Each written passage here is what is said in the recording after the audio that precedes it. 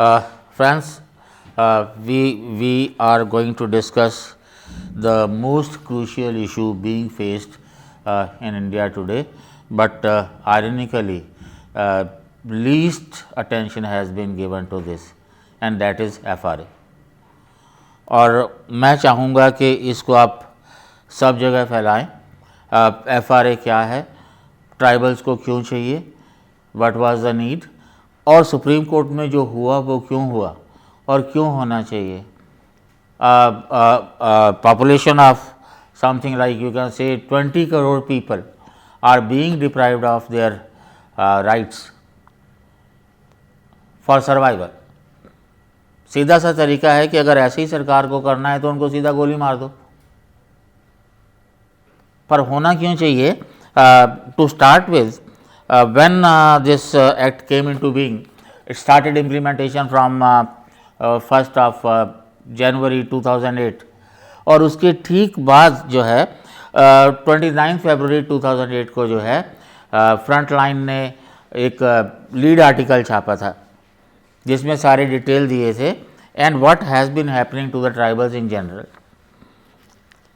उसमें जो है जो प्राइम मिनिस्टर थे उन्होंने एक बात कही थी, that this act is for the protection of tribals rights in forest as also to protect the critical wildlife habitat. शुरू में जब 2005 में ये बिल आया था, जब लोकसभा में 13 दिसंबर 2005, and that was kept as the cut off date to prove that you were living in the forest. Tribes के लिए था कि आप उस तारीख को फॉरेस्ट में रहते हों, और अदर फॉरेस्ट ड्वेलर्स के लिए जो है वो ये था कि एटलीस्ट फॉर 3 जनरेशंस आप जंगल में रहते हों, और एक जनरेशन जो है that was decided to be 25 years, means for the last 75 years at least you must be living there. Original bill जो है उसमें अदर फॉरेस्ट ड्वेलर्स की कोई बात नहीं थी। 2005 में जो आया था, JPC में गया बिल और 2-3 इंपॉर्टेंट अमेंडमेंट्स की गई। एक तो अदर फॉरेस्ट ड्वेलर्स जो है उसको इंक्लूड किया गया, हालांकि मेंबर्स का ये भी डिमांड था कि अदर फॉरेस्ट ड्वेलर्स में जो फॉरेस्ट फ्रिंज पे रहते हैं उनको भी इंक्लूड किया जाए। सरकार मानी नहीं उस बात को। So those decided that those living in the forest and fulfilling all their needs from within forest, only they will be included in this act. दूसरी बात जो की गई कि पहले कट ऑफ डेट जो है वो 1980 रखी गई थी, because that was the last bill pass forest act, but now it was December 13 because that was the day when the bill was introduced in Lok Sabha. एक तीसरी बात और जो की गई, क्रिटिकल वाइल्ड लाइफ ओरिजिनल में बात थी, बट इट वाज डिसाइडेड कि मिनिस्ट्री ऑफ ट्राइबल अफेयर्स और मिनिस्ट्री ऑफ इन्वायरमेंट जो हैं they will decide within 6 months about the procedures and preliminaries about how to decide, लेकिन वो कभी भी नहीं हुआ। और जो चौथी बात जो सबसे गड़बड़ हुई, द डिफिनीशन ऑफ ग्राम सभा वाज चेंज्ड। क्या कहते हैं वो, उनका बड़ा क्लियरली उन्होंने उसमें मेंशन किया है।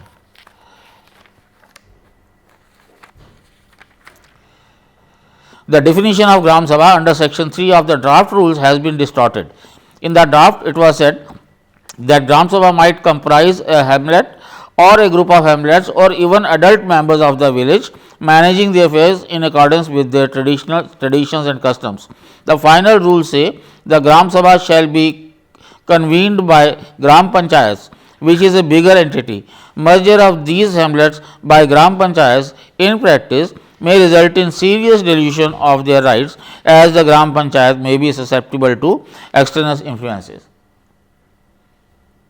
Gram Panchayat जो है it is a much bigger entity and including other tribals and including non-tribals as well. और ये भी कहा गया कि 1/3 मेंबर्स जो हैं वो ट्राइबल्स होंगे। That means majority would comprise of non-tribals, and why should they be interested in the rights of tribals? खैर वो उसको इंक्लूड कर लिया गया, और उसी इशू में फ्रंट लाइन में बहुत सारे ऐसे एग्जाम्पल्स और केस स्टडीज़ दिए गए जो ये बता रहे थे कि 1980 के बाद जो है एट्रोसिटीज़ ऑन ट्राइबल्स इंक्रीज्ड, क्योंकि 1980 का जो एक्ट है it withdrew many of the rights of the tribals. वो फॉरेस्ट कंजर्वेशन एक्ट था बेसिकली, और फॉरेस्ट ब्यूरोक्रेसी जो है वो हमेशा ये मानती रही है that the tribals they have been not only the encroachers, they are responsible for destruction of forest also. असलियत ये है that many of the reports of the government itself they conclude that the best maintained forest are those inhabited bye tribals. लेकिन forest bureaucracy इसको मानती नहीं है।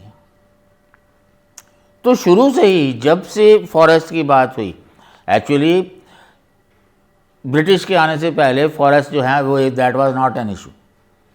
For the first time they brought a policy, land policy and act also. आज़ादी के बाद भी we also brought other policies and acts also, but only the last policy that was in 1988 that talked about the rights of the tribals in the forest. उसके बाद 2018 में एक draft आया है और जिसमें क्या किया गया है, पीपीपी मॉडल कर दिया फॉरेस्ट डेवलपमेंट में। सब जानते हैं कि कॉरपोरेट्स ट्राइबल्स को खा जाएंगे पीपीपी में, ट्राइबल्स की कोई से नहीं होगी। और दूसरी बात यह है कि इस ड्राफ्ट पॉलिसी को बनाने में ना तो मिनिस्ट्री ऑफ ट्राइबल अफेयर्स से पूछा गया, ना national commission for scheduled tribe से पूछा गया। तो 11 साल पहले जो है वाइल्ड लाइफ कंजर्वेशन के लोग और Forester's, retired forest officers, they had put up writ in the Supreme court, और सुप्रीम कोर्ट ने जो है फरवरी में जब जजमेंट दिया that was against the tribals. ये बताया गया कि ट्राइबल्स दे वर एनक्रोचर्स। सरकार ने बताया कि 42 lakh plus applications had been received by the tribals and other forest dwellers, and about 19 lakh had been accepted, had been honored, had been given pattas. Of the rest, 50% had been rejected and the remaining were pending. About 4 lakh were pending and about 12 lakh were rejected. Why they were rejected? पूरा procedure है उसका। आप ग्राम सभा को apply करेंगे, inspection होगी, उसके बाद जो है सब डिस्ट्रिक्ट कमेटी एग्जामिन करेगी ग्रीवांसेस को, डिस्ट्रिक्ट कमेटी फाइनल करेगी। अगर ग्राम सभा के ग्राम पंचायत के लेवल पर रिजेक्ट हुआ है, then you will plead, you will explain. If you have any documents left you can explain. Law में ये भी लिखा है that rejection would be communicated to the person concerned and the reasons would be given in writing. Inspection committee ने कभी भी reason नहीं बताया। बहुत सारी जगह तो they told the tribal that it is in process, but on the paper they wrote rejected, निरस्त, without giving any reason. So a large number of claims these were rejected at the gram panchayat level itself. एक बड़ी interesting study ये Indian express में छपी थी 4 मार्च को। इसमें गरियाबंद है छत्तीसगढ़ में। The most of the claims were rejected because when the team came and looked for the proof that the Kamars either lived on the land और टिल्ड, वो they are particularly vulnerable tribal group, and वो shifting cultivation करते हैं with primitive tools. तो वो जो inspection committee आ रही थी उनसे पूछ रहा था आपका बैल कहाँ है, आपका हल कहाँ है। Inspection committee didn't know their way of life and most of the claims were rejected. और ये सिर्फ कमार के साथ नहीं हुआ, बहुत सारे केसेस हैं। एक्चुअली जब ये सुप्रीम कोर्ट ने रिजेक्ट किया तो supreme the government representative was not on the, पहुंचे ही नहीं, they never argued. So supreme court, actually the job of supreme court is to interpret law, and how interpret? Based on the arguments. तो जब wild life conservation वाले अपने argument present कर रहे हैं और अपोजिट पार्टी जो उसको डिफेंड नहीं कर रही, तो court will do in that. तो मैं ये चाह रहा हूँ कि प्रॉपर पर्सपेक्टिव लोगों के पास जाए, वकीलों के पास जाए, जजेस के पास जाए, ताकि इस तरह का जो कुछ भी है इनह्यूमन एक्टिविटी के जो ब्लॉट है उससे कोर्ट बचे। उसके बाद बहुत कुछ हुआ, बहुत सारे अखबारों ने बहुत सारे आर्टिकल लिखे। क्या क्या लिखे? पहले तो आपका फ्रंटलाइन नहीं लिखा। फ्रंटलाइन में एक रिव्यू छपा है, एक किताब है, the first citizens studies on the Adivasis, tribals and indigenous peoples in India, edited by Meena Radhakrishnan, 2017 में छपी थी। खाखा ने समराइज किया है सिचुएशन को। As vulnerable minorities, assimilation at the cost of their land and livelihood, traditions and religious causes extreme anomie. This is because of their extreme marginalisation in the economic, political, social and cultural domains. In India, they possess constitutional rights over land and territory, which comes in the way of majoritarian agenda. क्योंकि constitution ने उनको right दिया land के लिए, resources के लिए, और जो मेजोरिटेरियन है वो चाहते हैं वहाँ के जंगल चाहिए, उनको मिनरल्स चाहिए, वहाँ इंडस्ट्रीज़ खोलना चाहते हैं। न्यामगिरी का मामला सबको पता है। पेशा के अंडर जो है 12 की 12 पंचायत ने रिफ्यूज़ कर दिया कि हमें नहीं चाहिए।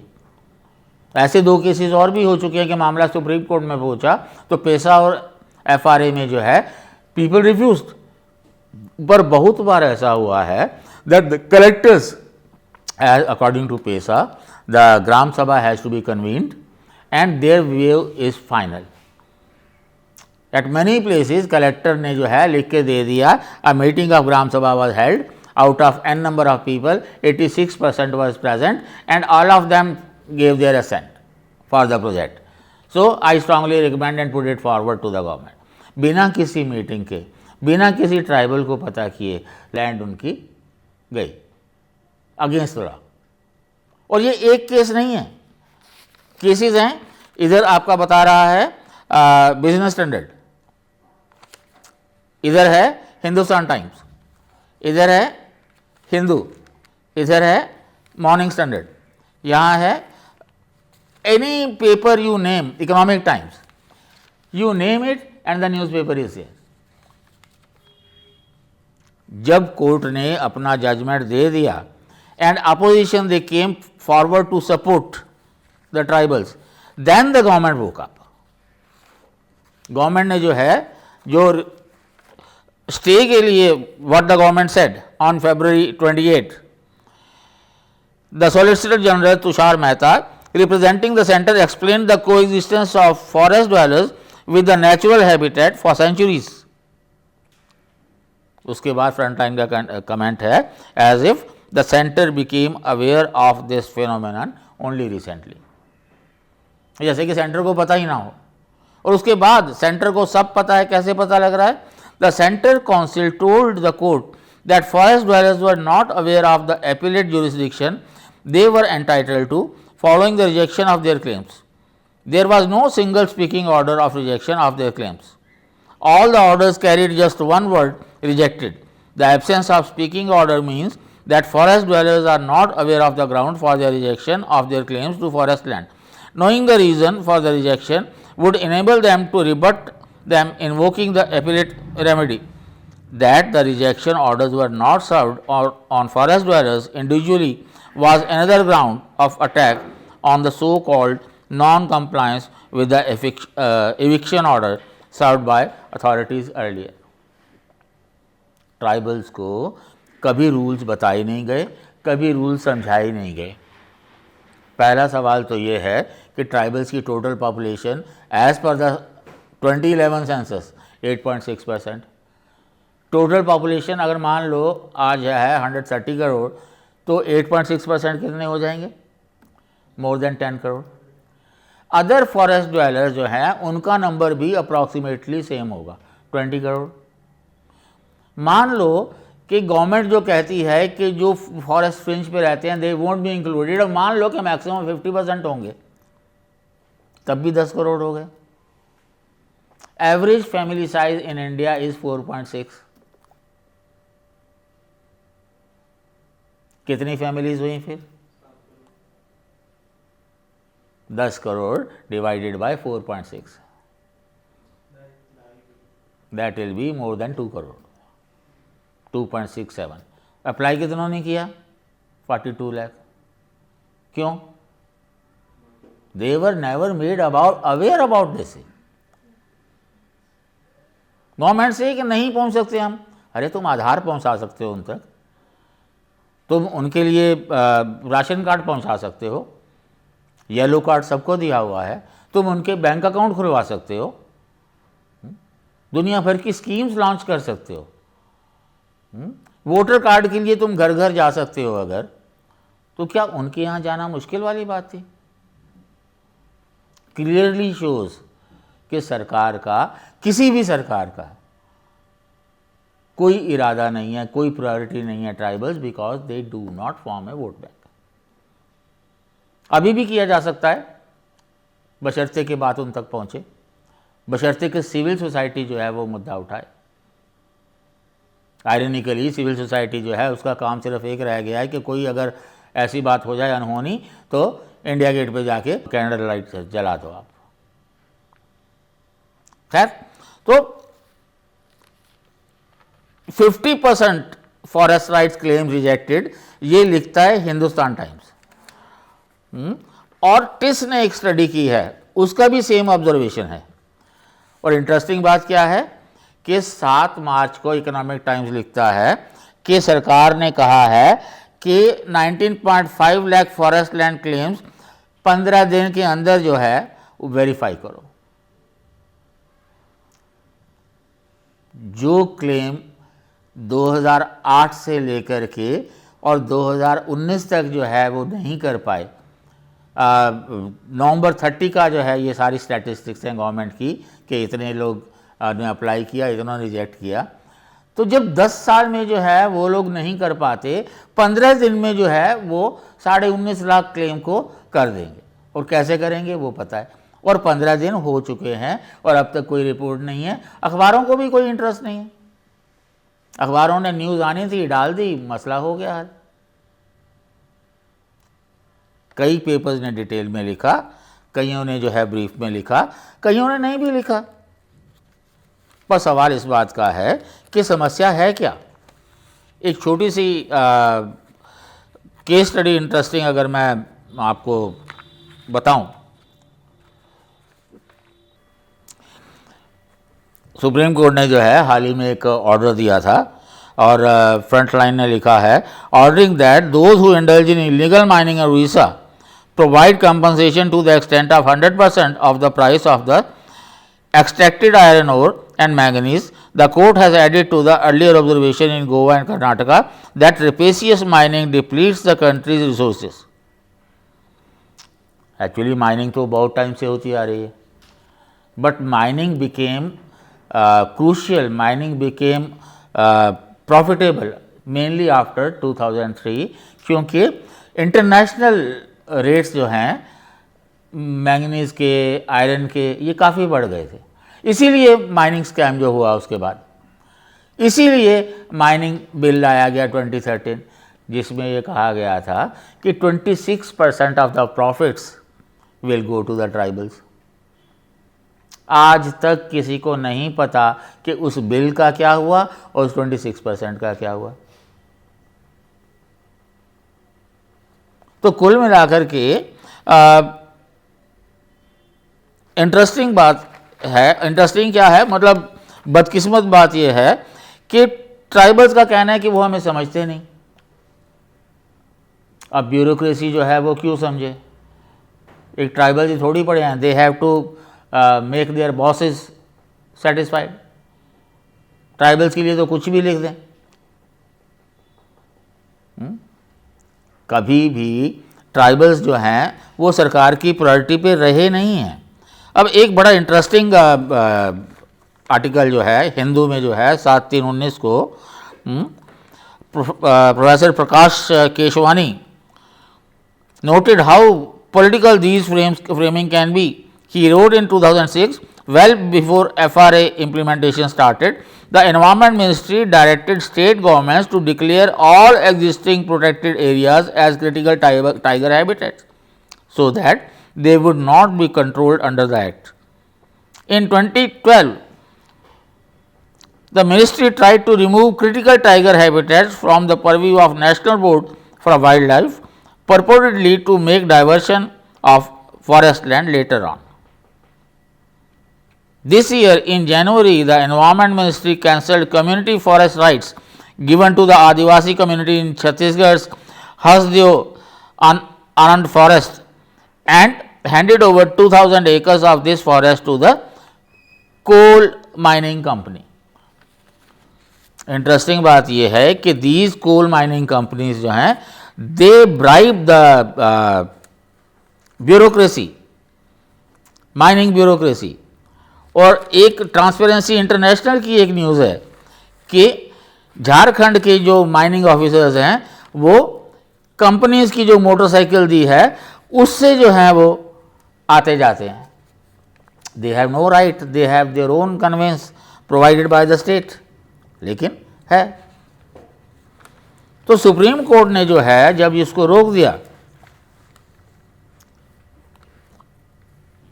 इंटरेस्टिंग बात क्या है, उत्तराखंड में 1.2 लाख वन गुजर रहते हैं. उत्तराखंड मोस्ट डेंसली पॉपुलेटेड है. उत्तराखंड में ब्राजीज और भोटियाज में मैंने काम किया है. उत्तराखंड में एक भी ट्राइबल को, फॉरेस्ट ड्वेलर को ज़मीन अलॉट नहीं की गई. सबसे ज़्यादा डेंसली फॉरेस्टेड एरिया है. और राजीज जो हैं Hunter gatherers, they live in the forest only. तो बहुत आसान है. मैं अभी गिरडी में था, रांची में था, वहाँ बिरहोर जो है, मैंने पूछा जूनियर एडमिनिस्ट्रेशन से कि FRA और पेशा के अंडर क्या किया गया है बिरहोर के लिए. पहाड़ सिंह मौजा एरिया है. कहते हैं इनको वैसे ही इतना कुछ दिया जा चुका है कि इनके लिए कोई ज़रूरत ही नहीं है. ना फॉरेस्ट ब्यूरोक्रेसी को कुछ पड़ी है, ना डिस्ट्रिक्ट एडमिनिस्ट्रेशन को कुछ पड़ी है. गवर्नर्स जिनके पास इतनी पावर्स हैं शेड्यूल्ड एरियाज़ में, उनको तो लॉज का और उसके बेनिफिट का कुछ पता ही नहीं. मेरे बहुत सारे फ्रेंड्स जो हैं वो कहते हैं कि ये ट्राइबल्स के लिए क्यों इतना सारा जो है उनको मिल रहा है, सरकार के जवाई हैं एक तरह से. मैं सिर्फ ये कहूँगा कि आप लोगों को सिर्फ वो नज़र आते हैं जिनको बेनिफिट मिले हैं, मेन लाइन में एसिमिलेट हो चुके हैं जो लोग मेन स्ट्रीम में, और एक वास्ट मेजॉरिटी है जिनके पास कुछ भी नहीं है. एक बार जाके देखो, उनकी वीडियोस देख लो. मैं भी भारत में आती हैं राज्यसभा टीवी पे. इतना पैसा खर्च करती है सरकार, पर उसका जो है आउटकम कुछ नहीं निकलता.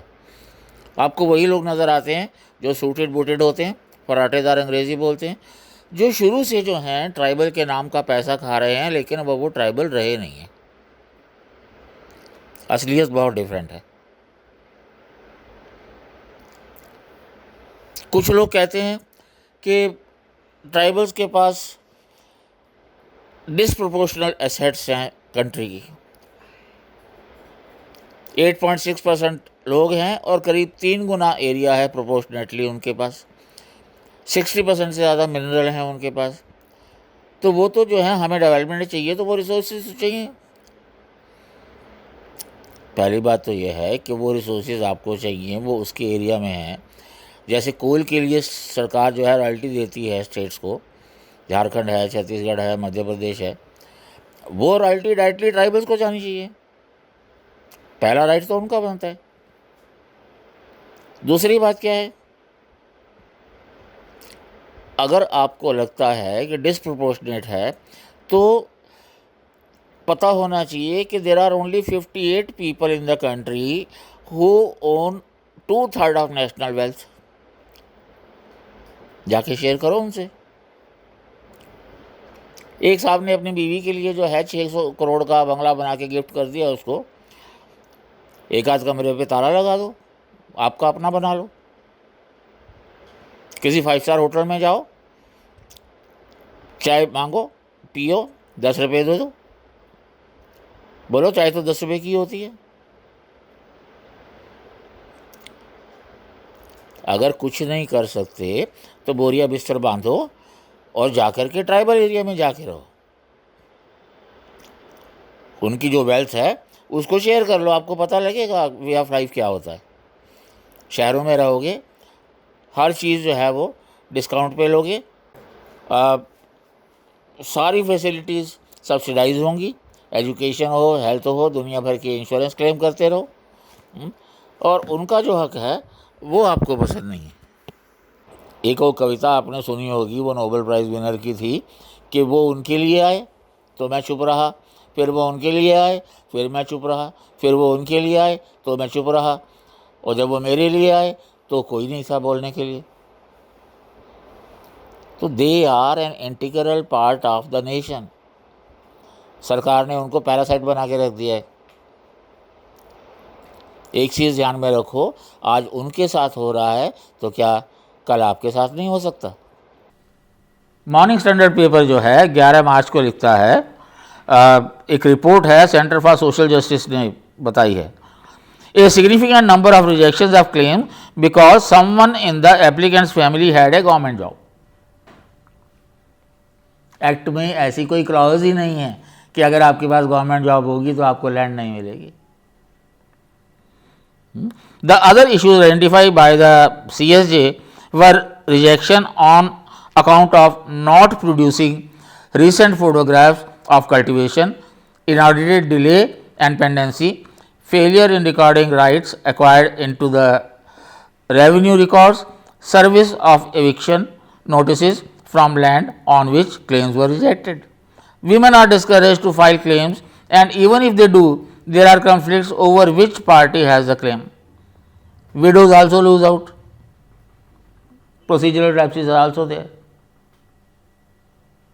Do you think if media knows this, government does not? Again, very interestingly, on 1st March 19, the Morning Standard writes, the National Commission for Scheduled Tribes is considering reviewing some states to track the number of forest rights claims of dwellers that were rejected. The Commission is of the view that most of the rejected cases are arbitrary decisions by field functionaries. The Commission recommended that proper review should be done with the balance of convenience for the welfare of tribals. National commission को अभी तक नहीं पता था, पता है क्योंकि वो लिख रहे हैं, on several occasions we have found that the claimants are not aware of how to go about the process.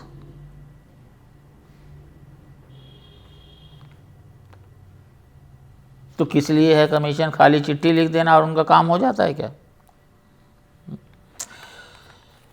Role जो है एक्चुअली एंथ्रोपोलॉजिस्ट का और दूसरे सोशल साइंटिस्ट का काफ़ी बढ़ जाता है इस मामले में। और यहाँ अभी इस बार का जो EPW है, रांची की अंजना सिंह हैं, पत्थलगड़ी मूवमेंट के बारे में उन्होंने लिखा है इस बार, और बेंगलोर की एक एंथ्रोपोलॉजिस्ट हैं, उन्होंने भी एक आर्टिकल लिखा है। लेकिन आमतौर पे अब एक बेसिक चीज़ मैं आपको बताता हूँ, सवाल यह है कि समस्या कहाँ पे है।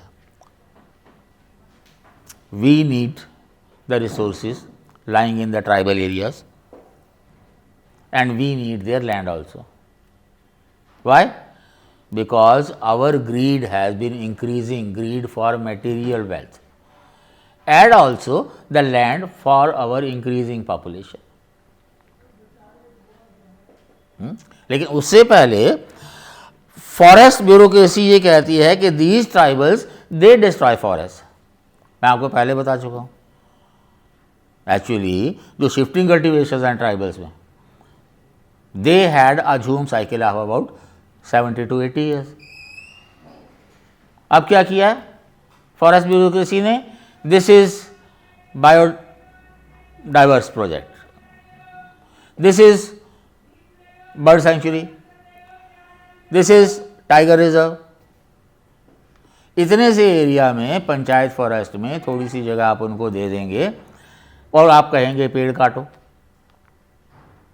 पहले क्या होता था, लेट अस से वी आर ए ट्राइब, आसपास सारे जंगल हैं, if there were need for a wood we would cut a tree from one side, after a few months there be need we would cut from another side, again after few months we would have one from this side, meanwhile that would start rejuvenating, after some time again we need, meanwhile that would start rejuvenating. Deforestation होता ही नहीं था कभी। अब जो है सारे forest को आप रिजर्व कर दो और फिर कहो कि एक ही जगह से जब बार बार पेड़ कटेंगे तो ऑब्वियसली डिफॉरेस्टेशन तो होगा, and then you blame them for this. एक मैं अगर सिंबॉलिक एग्जांपल लूँ, जो मैं अभी आपको बता रहा था कि we needed their land because our population was increasing, बहुत they were widespread, so we push them to a side. फिर से हमारी पॉपुलेशन बढ़ गई, again we push them to a side, again our greed was increasing, we need their resources. जल जंगल जमीन तो उनका मुद्दा है ना, हमारा तो उसके लिए एक्सप्लॉयटेशन का मुद्दा है। Again after a few decades again we push them to a side. अब अगर यही चलता रहेगा तो ultimately what will happen, either we will throw them across the Himalayas और we will throw them into the sea. अगर उसके बाद पॉपुलेशन बढ़ेगी तो हम क्या करेंगे, will we throw each other into the sea? We are causing problems for them. Why cannot we curtail our need and greed? Why can't we curtail our population increase? अभी जो है सरकार ने जो है इंटरेस्टिंग बात क्या की है कि before the government went to the court pleading against that judgment of the court, अब उससे कुछ दिन पहले ही they made a change in the law. They wrote letter to the various bureaucratic offices that they can ignore gram sabha verdict.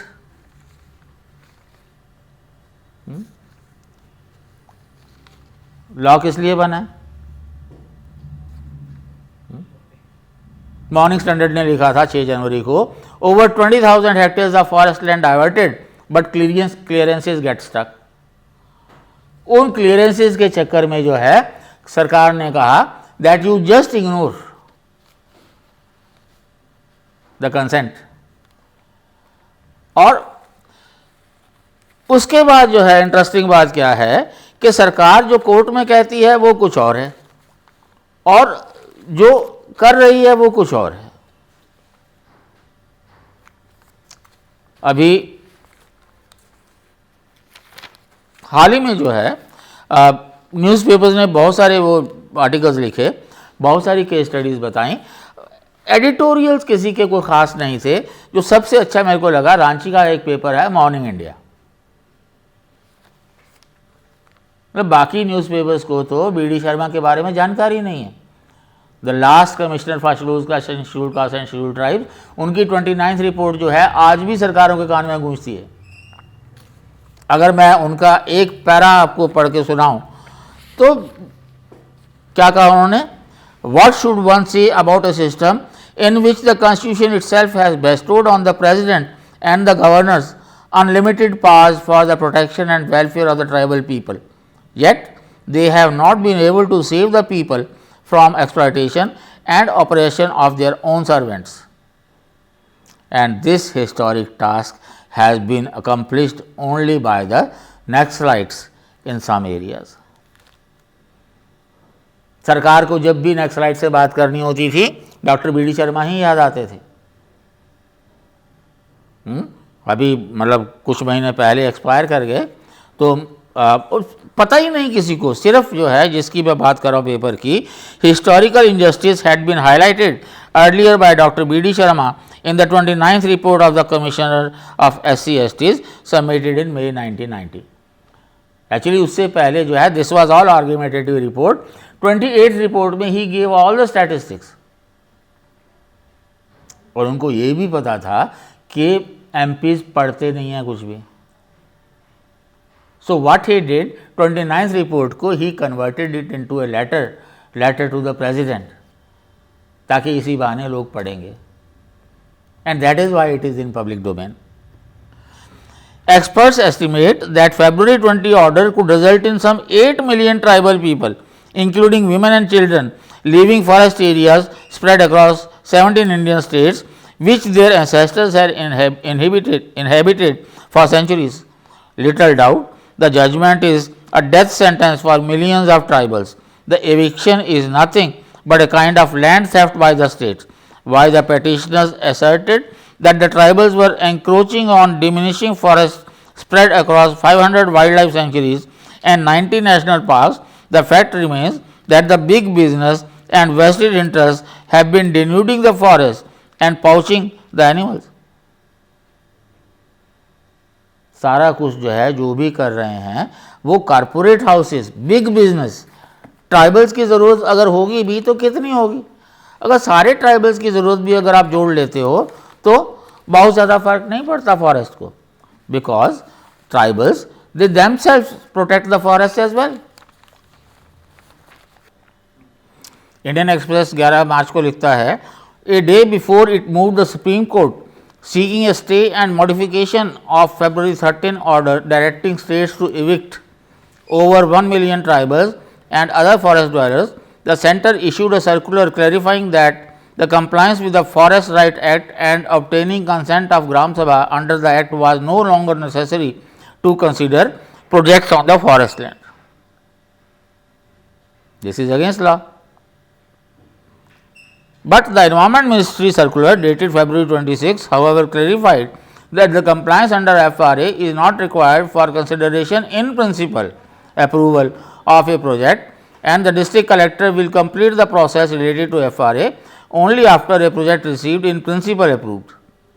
The ministry in fact issued a similar clarification to the Maharashtra government in December 2018. What necessitated the modification was a letter from the Secretary Ministry of Coal. In October 2018, proposal of Western Coalfield Limited was stalled at various levels for want of certificate in compliance with the FRA. The latest circular made the ensuing clarification applicable across the country. सरकार ने court में जाने से पहले ही ये सारा decide कर लिया था कि उनको करना क्या है. अब इंटरेस्टिंग बात यह है कि the day Holi was there 23rd, 4 important news आई, हिंदू में थी और अखबार में थी. India slips 7 spots, ranks 140th in amongst the happiest nations. 162 देशों में से इंडिया का रैंक जो है कितना है? 140, no out of 156. Bangladesh 125, Pakistan 67, China 93. एक न्यूज और जो थी इंडियन एक्सप्रेस में, casual farm labour shrinks by 40% since 2011-12, total job loss nearly 3 crore, NSSO data shows. और ये वो डाटा है जो गवर्नमेंट ने आज तक जो है छिपा के रखा हुआ है. एक news, government note for mining in 170,000 hectares of forest. Chhattisgarh के हंसदेव अरंत फॉरेस्ट में जो है सरकार ने अलाउ कर दिया.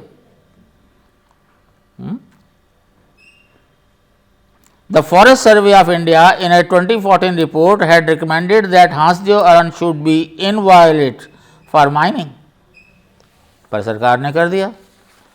लेकिन सबसे जो खतरनाक बात जो है वो बिजनेस स्टैंडर्ड लिखता है, centre drafts stricter alternative to the colonial era Indian Forest Act 1927.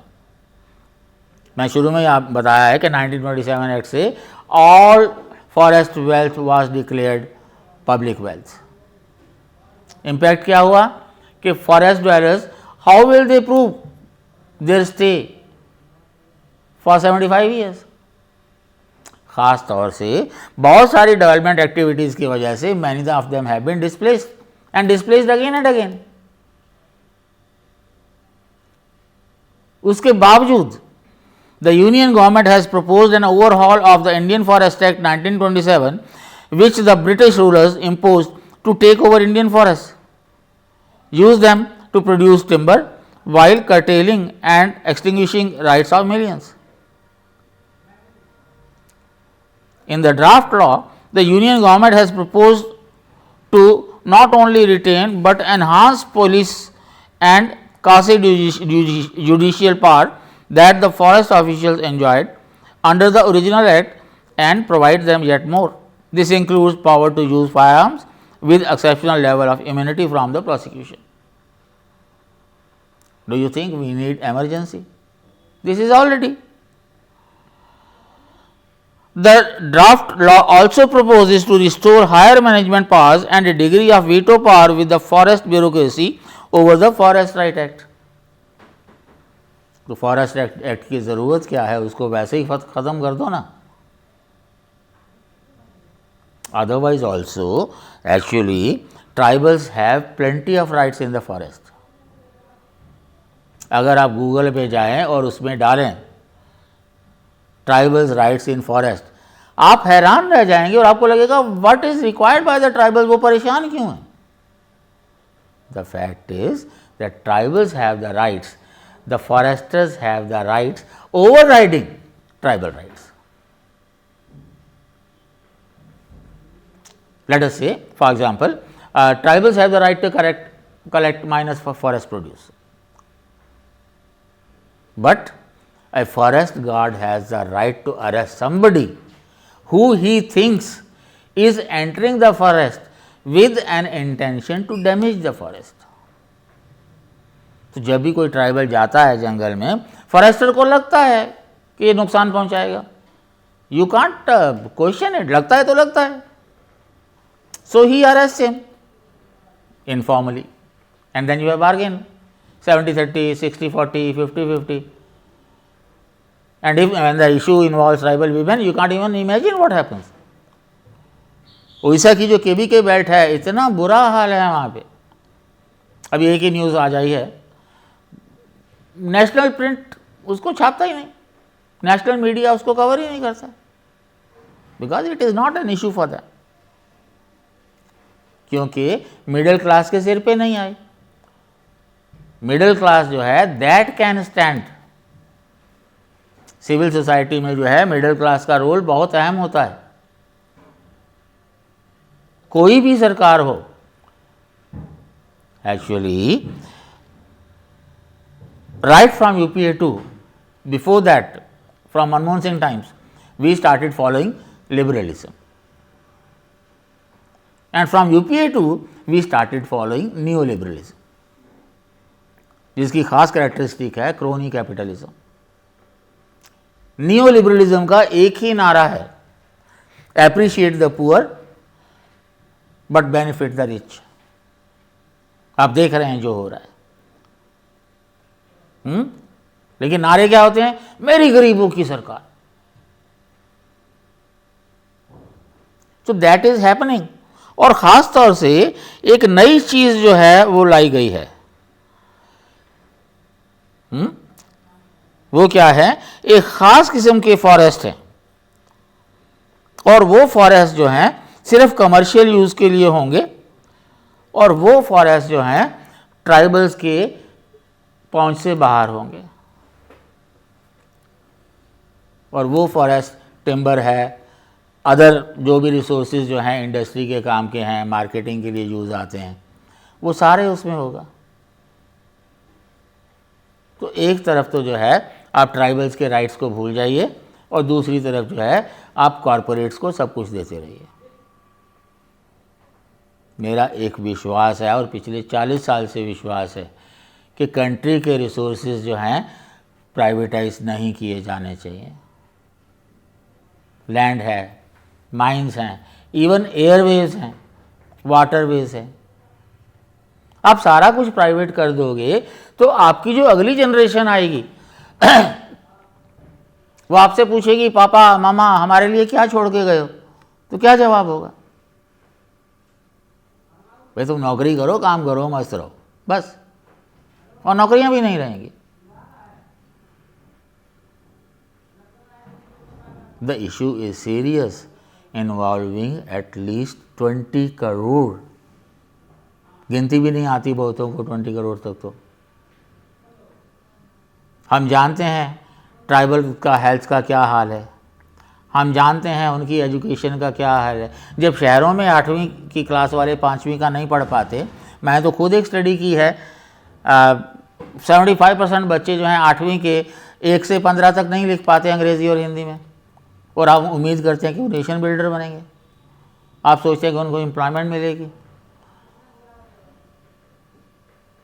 जितना भी बजट है, मेरी जो किताब है who cares for tribal development, मैं उसमें लिखा भी है कि सरकार करोड़ों अरबों रुपए खर्च करती है। हैरानी की बात यह है कि आज तक कोई स्कैम निकला क्यों नहीं बाहर? बहुत बड़ी धांधली है ट्राइबल्स के राइट्स के लिए। This is the time when social scientist must be awakened. मैंने एक आर्टिकल में लिखा था इंडियन ईस्टर्न एंथ्रोपोलॉजिस्ट में 2004 में, that if A social scientist is not an activist, he is not even a social scientist. आवाज़ उठानी पड़ेगी। ट्राइबल्स के राइट्स जो हैं, हाँ, सवाल आप ये करेंगे उन्हीं की बात क्यों होती है? बात उन्हीं की होगी जिनकी सर्वाइवल खतरे में है। आपकी नौकरी खतरे में नहीं है, आप एसीज में रहते हैं, आपकी गाड़ियाँ एसी हैं। ट्राइबल जो है जिसका सब कुछ जंगल है, जिसके घर में अब चूल्हा कैसे जलता है आप नहीं समझ सकते शायद। बिरहोर में जो है इंदिरा आवास दिया गया या बिरसा आवास दिया गया, एक कमरे का घर होता है, दरवाज़ा होता है, खिड़की भी अभी होने लगी है, पहले नहीं होती थी। चारपाई नहीं होती, एक दरी होती है, थाली होती है, कटोरी होती है, चम्मच होता है, एक ही जोड़ा कपड़े होती है जो वही नहा के जाते हैं, वही पहन के नहा के पहन के आ जाते हैं वापस। The time is there, social sciences खत्म हो जाएंगी। आप देख रहे हैं जितनी भी प्राइवेट यूनिवर्सिटीज़ आ रही हैं, कहीं भी सोशल साइंसेज नहीं है। सोशल साइंसेज जो हैं अगर वो लोगों के मुद्दे नहीं उठाएंगी तो कोई पूछने वाला नहीं सोशल साइंसेज हैं किस लिए, एंटी सोशल साइंस होना चाहिए था उनको तो। So I wish that reality reaches the source where it is required. The politicians जो जान के भी आंख मूंद के बैठे हैं, जजेस को शायद रियलिटी का पता नहीं है, नहीं तो इस तरह का फैसला वो नहीं देते। सिविल सोसाइटी को चाहिए कि वो खड़े हो, मोमबत्तियों के कल्चर से बाहर निकले। ठीक है। और ये लोग हैं, आप पेटा में हैं, आप जानवरों की बात करते हैं क्योंकि वो बेजान हैं, ये लोग भी बेजान हैं भाई, इनकी बात भी करना ज़रूरी है, इनकी बात ज़्यादा ज़रूरी है। लोकतंत्र में अगर लोग ही नहीं हैं तो तंत्र क्या है फिर वो? ठीक है, सोचो। Thank you.